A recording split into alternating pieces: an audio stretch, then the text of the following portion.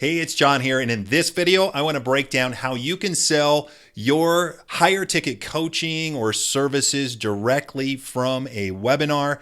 If you're new here, my name is John Schumacher. I've been working on webinars for more than a decade, more than 300 private clients, 30 plus industries, everything from Shark Tank companies to solopreneurs to billion-dollar corporations, and I have some really good things to share with you in this video. So make sure to listen up and check it out. And if you'd like to download a complimentary free PDF on the 7 essential elements to a high converting webinar, I put a link to that in the description. So make sure to go down after watching this video, click that link in the description to download that PDF. It's some of my best work on a simple PDF document. Make sure to check that out. All right, so let's go through some steps to actually selling your programs and services, your higher ticket stuff with a webinar. A lot of people just think of webinars for selling lower ticket stuff or selling things directly. But when you're selling things, let's say over a couple $1,000s, often the best thing to do is what I call a lead generation strategy. So we're not using our webinar to make a direct sale. We're just pre-selling people on wanting to work to us and then pointing them to a call to action or a conversation they can have with us after the webinar is over. And so the first thing we need to do is actually pick a topic and then invite people to attend our webinar. So let me break this down a little bit more for you. So the topic you select should be at a level where you're repelling people you don't necessarily want for your high ticket offer, but and attracting people who are a fit for your high ticket offer. The topic you pick is everything. So in most cases, if you're selling higher price services, usually you're looking to attract a little bit higher level folk in your market. So make sure that your topic or headline speaks to that specific person. That makes all the difference as to whether people will clear their calendar, come to your webinar, register for your webinar at all. And then what we want to do is start inviting people to that webinar, right? Once we have a hook, we have a registration page set up, we can literally just start inviting people to register. You can just use something like a Zoom, no problem, where people can register, sign up, and get on your reminders to attend your webinar. Now you can use your email list. I don't care if you have 50 people on there or 5,000. Email is still the best way to generate registrations for any kind of webinar, and certainly is the case for this type of webinar as well. So make sure to remind your list. I usually send out around 5 emails starting about a week before my webinar to generate registrations for any webinar that I host, and that's what I'd recommend for you if you have an email list you're going to be marketing to. You can also share on social media. You can have people comment in the comments to get a link from you, and you can private message or DM people a link to register for your webinar.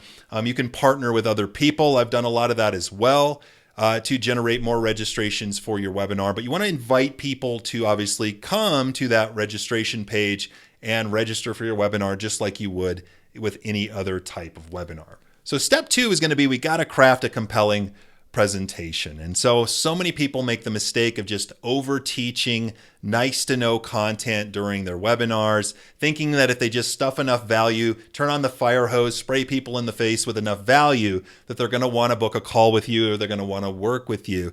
And that is often not the case. In fact, usually it works against you. So I don't have time to go through all the elements of a high converting presentation, but let me just share a couple here right now.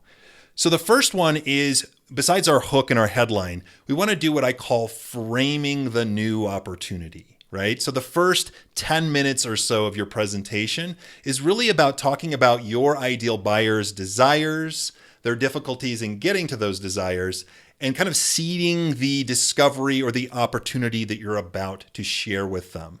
One of the most common mistakes people make with presentations, sales presentations, is they don't set the stage, right? They don't properly frame the situation, frame what you're about to share with them. And so as a result of that, if you just jump right into teaching, people tend to be less open to you and less open to the ideas that you're about to share with them. So after we frame the new opportunity, then what we want to do is actually walk them through what I call a roadmap to results. Now, this is a step-by-step process, a new path forward that you're going to expose them to, right? If you don't give them a new path, a new exciting path to walk forward through, Why would they hire you? So that's a hugely important element. And then we want to make the right type of call to action, which I'm going to talk about here in the next step. All right, so step 3 in this process is to make the right type of call to action. Now, if you're going to sell something directly, that's a whole nother call to action. This is really where the webinar presentation would diverge from a traditional direct selling webinar. In the case of this, what I call a lead generation webinar. So instead of like having, bonuses or kind of unveiling an offer that way, we want to make a call to action. We want to touch on your program, but ultimately sell the conversation with you. That's the kind of call to action we want to make, is we want to frame that initial conversation with you in the correct light. And so what can you do to do that? Write this down. You want to position that call with you as a valuable complementary service in and of itself. A valuable complementary service. That's what we want them to view your call to action with you. So again, you've hooked people in, you've done some build-up, you've framed the opportunity, you've walked them through a roadmap or a new path forward in a strategic way. Now you're making your call to action. Hey, if you like what you hear, let's go ahead and book a call to discuss this with you.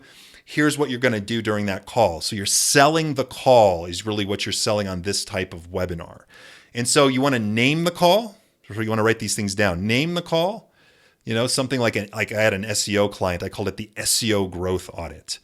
And then you want to have value adds around that call. In other words, what are you going to do with them and for them during this complimentary call, during this complimentary service? And so some kind of an assessment or clarity session serves really well here on this type of webinar. And you're going to do the same things as you would do on a normal conversation or a normal sales call. You're going to find out where they are, where they want to go, and what's stopping them from getting there, ask a few clarifying questions, and then share your solution for getting them there faster and easier and better, right? So we want to frame the right type of call to action. In this case, it's a conversation with you positioned as a valuable complementary service. We want to name the call, and we want to have value adds that go around the call. So for the SEO client, we named it an SEO growth audit. When they attended that session, they got a list of their competitors' keywords. They got a list of their website's inefficiencies and a full recommendations report from that agency, whether they hired them or not. And that greatly increased their take rate. I worked with a gal who is a dental practice sales trainer. We called hers the dental practice diagnostic session, highlighted some features around that call, and she had a significant spike in the number of people who were taking her up on that call from her webinars and her sales presentations. So how you position that call to action makes a huge difference. And then finally, the fourth step is we need to actually enroll the client, right? So I touched on this a little bit already. We want to get on the call with them. I usually am on Zoom in most cases. We want to find out where they're at, where they want to go, what's stopping them from getting there. Ask a few specific qualifying questions or clarifying questions. Build a connection in that first, 10, 15 minutes or so of that call. I usually do 45-minute strategy sessions with this type of situation for my business. So you're looking at the first, 15, 20 minutes or so, really trying to make sure you have a deep understanding and that they know that you understand their situation. And then what I do is I ask the magic words. You want to write this down. Would it be helpful for you to visually see how I work with my clients? And then what I'll do at that point, if everybody says yes, is I'll actually have a little slide template that I'll pull up, a couple slides where I'll walk them through the roadmap of my program and how I would get them those results, the pricing or pricing options if there's more than one option. And then the magic words on a follow-up are, what are your thoughts on that? It's really that simple. You shut up. You let them tell you this is exactly what I'm looking for, or this is the type of package I'm looking for, or maybe they have a question that you need to solve. Maybe it's a pricing issue. Maybe you could downsell to different terms. Maybe it's not a fit for them. Most sales issues come down to either there's a lack of a fit, like it's not a fit exactly, it's not exactly what they're looking for, or it's a pricing issue. And if that's the case, you could potentially downsell to another offer or pricing terms.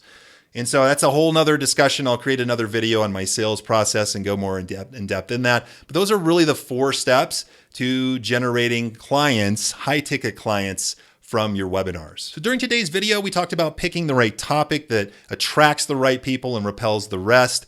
We talked about inviting your people. I don't care if you have a small list or a small social following, you want to start with those folks to get them to your presentation. We talked about making a compelling presentation by framing the opportunity, showing them the new roadmap or the new path forward, and making a compelling call to action. We talked about the right type of call to action today. We want to make sure to position that conversation with you as a valuable complimentary service so you can get more people talking to you. And we talked just a touch on how to frame that call and have that conversation with your clients. If you will run this process on a consistent basis, I have clients that do this on a monthly basis or even more, you will get clients for your business. And just as a reminder, if you'd like to download that PDF with the 7 essential elements to a high converting webinar, make sure to click that link in the description, grab that and use that for every single presentation that you create. And if you'd like to watch more videos like this, make sure to hit that subscribe button on my channel. And I look forward to seeing you in the next video. Feel free to leave a comment below if you have any questions.